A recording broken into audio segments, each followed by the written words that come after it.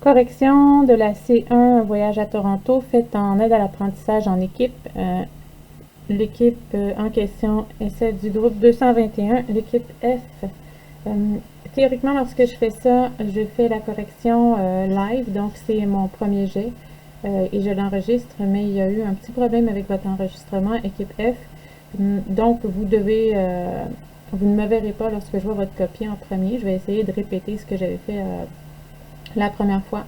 Alors, d'abord, quand je corrige une résolution de problème comme prof, ce que je regarde, c'est si l'aspect général me semble clair, si je vais être capable, si je crois que je vais être capable de me diriger dans la démarche de résolution sans problème. Je trouve l'écriture claire. Par contre, je trouve qu'il y a peu de mots.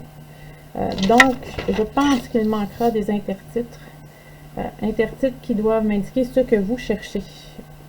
Deuxième chose que je fais lorsque c'est une C1, je vais vérifier que vous avez respecté les 4 contraintes majeures, contraintes qui sont expliquées dans la vidéo concernant la grille de correction de cette C1. Les 4 contraintes majeures de cette situation concernaient d'abord la somme amassée au total lors des 3 périodes, des 3 campagnes de financement. Ensuite, le retour au 100%, donc vous avez déterminé la somme nécessaire pour le voyage. Vous avez également, par soustraction, déterminé ce qu'il restait à amasser et le nombre d'heures de travail pour amasser cette somme. Alors, à ce moment-ci, je ne regarde pas si les concepts mobilisés, vous le faites de la bonne façon. Je regarde si vous avez pris en considération ces contraintes. Et c'est fait. Donc, vous avez respecté les 4 contraintes majeures. On s'attaque maintenant aux contraintes mineures du critère 1, pendant lesquelles on va également évaluer l'application adéquate des concepts qui sont au critère 2. D'abord, vous m'indiquez par un intertitre que dans votre première étape, vous allez traiter de la vente d'agrumes. Vous utilisez l'intertitre un peu comme on l'utilise en français, c'est-à-dire que c'est comme un titre de partie de texte. Vous me dites que ça part de la vente d'agrumes. Un intertitre, en mathématiques, ça doit parler de ce qu'on cherche. Il aurait été plus approprié d'inscrire somme amassée par la vente d'agrumes, par exemple. Alors, ça aurait été plus approprié, cet intertitre. Lorsque je regarde pourquoi j'ai encadré, c'est que vous avez fait la bonne chose. Vous avez pris un point qui arrivait juste dans le graphique. Donc, votre concept lecture de graphique ou exploiter un graphique de situation proportionnelle, vous le faites de la bonne façon. Vous n'avez pas pris, par exemple, un sac pour 3 $. Vous avez pris vraiment un point qui arrivait juste. Il y avait 2 sacs pour 6 $ qui arrivaient juste et 4 sacs pour 12 $.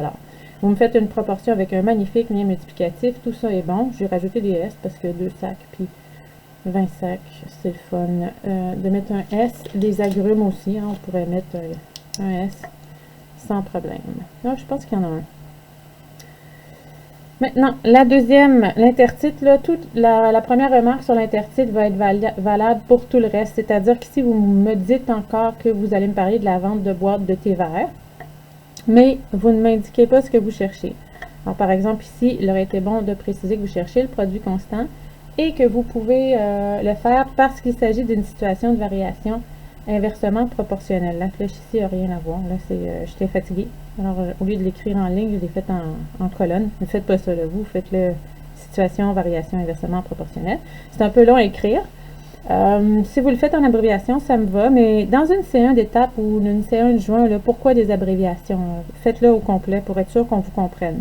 Ensuite, il aurait fallu ici ajouter un autre intertitre pour me dire qu'ici, vous cherchez le prix à l'unité lorsqu'on achète 160 boîtes. Ici, vous cherchez la somme amassée ou le prix de revient des 32 boîtes vendues. Et finalement, ici, vous respectez la deuxième mineure de cette section, c'est-à-dire que vous prenez en considération la fraction qui revient à rose. Mais il aurait été bien d'écrire fraction qui revient à rose, somme qui revient à rose, somme dont Rose disposera par un intertitre. Alors, tous les endroits où j'ai mis un astérisque, c'est les endroits où je juge qu'il manque un intertitre. On continue, toujours la même chose. Remarque pour l'intertitre qui est plus un titre de français. Ici, par contre, là, c'est vraiment pour moi compliqué de savoir ce que vous faites. Je pense que ce que vous faites, c'est que vous trouvez Je pense que vous trouvez un coefficient de proportionnalité, ou du moins un lien multiplicatif. Hein. J'ai mis ici une proportion. Je pense que c'est ce que vous faites. Vous avez trouvé votre lien multiplicatif et après, peut-être vous avez la flemme de le mettre sous forme de proportion. Peut-être que vous pensiez que ce n'était pas nécessaire et vous ne faites qu'appliquer directement le lien multiplicatif. Je conseillerais fortement de le faire sous forme de proportion. Malgré, vous pouvez faire une suite proportionnelle. Vous mettre lui égale lui égale lui égale lui. Mais pas de le faire comme ça, parce que là, c'est pas clair c'est quoi ici. Puis de plus, vous n'avez pas d'intertitre pour me dire ce que vous cherchez. Si vous aviez écrit on détermine déterminer le coefficient de proportionnalité ou quelque chose du genre, ça aurait été plus clair. Intertitre, vous faites toutes les bonnes choses. Hein? Vous déterminez le prix total lorsqu'on vend 15, 12 et 10 chandelles, respectivement pour les modèles 1, 2, 3. Vous déterminez aussi, et vous tenez compte de l'autre contrainte mineure de cette section, c'est-à-dire vous prenez en considération le pourcentage qui revient à rose. Attention ici, il y a ce qu'on appelle une opération implicite. Vous avez converti l'écriture en pourcentage à une écriture décimale. C'est correct, c'est très bien, mais il faut le faire explicitement. D'ailleurs, il faut m'écrire ce que vous avez fait pour transformer votre 30% en 30 centièmes. Vous avez fait le total des 3. Alors, montant amassé, on ne sait pas ce montant amassé comment. Donc, c'est le montant amassé par les 3 campagnes de financement. Votre retour au 100% avec un bon sous-titre. Là, vous me dites que c'est le montant nécessaire. Un bon lien multiplicatif, le montant restant à accumuler. Donc, ces intertitres-là sont vraiment plus parlants pour un prof de maths et dans une démarche de maths, sont plus appropriés. Vous déterminez le temps nécessaire, donc heure nécessaire pour accumuler le reste, avec encore une fois le lien multiplicatif. Et vous faites d'abord la valeur précise, 43,3, que vous arrondissez à 44 heures, mais vous ne justifiez pas pourquoi vous l'arrondissez à 44 heures. Donc, si on avait fait un arrondi selon l'algorithme d'arrondissement qu'on connaît, on aurait eu 43 heures. Vous décidez de le mettre à 44 heures, mais vous ne justifiez pas pourquoi. Du moins, je pense que vous essayez de le justifier, mais c'est pas clair. Hein. Vous dites Rose devra travailler pendant 44 heures pour amasser le montant restant de son voyage.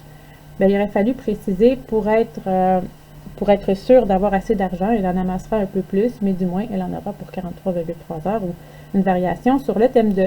Ce qui fait que je vous ai attribué A pour le premier critère, donc vous avez manifesté votre compréhension de la situation, vous tenez compte de toutes les contraintes majeures et mineures. A pour le deuxième critère, excusez la petite, c'est A tout de même, vous mobilisez les bons concepts et vous le faites de la bonne façon, mais vous avez C pour le troisième critère, par manque d'intertitres, pour la précision, mais aussi parce qu'il n'y en a pas assez, mais également pour l'opération implicite. Et il y a autre chose que je me rappelle. Oui, les opérations implicites. Ça aussi, c'est considéré comme une opération implicite. Je ne suis pas sûre de ce que vous faites ici. Vous faites 92%. Des petits trucs, donc pas des grands changements, mais des trucs auxquels faire attention pour la C1 d'étape individuelle de cette semaine.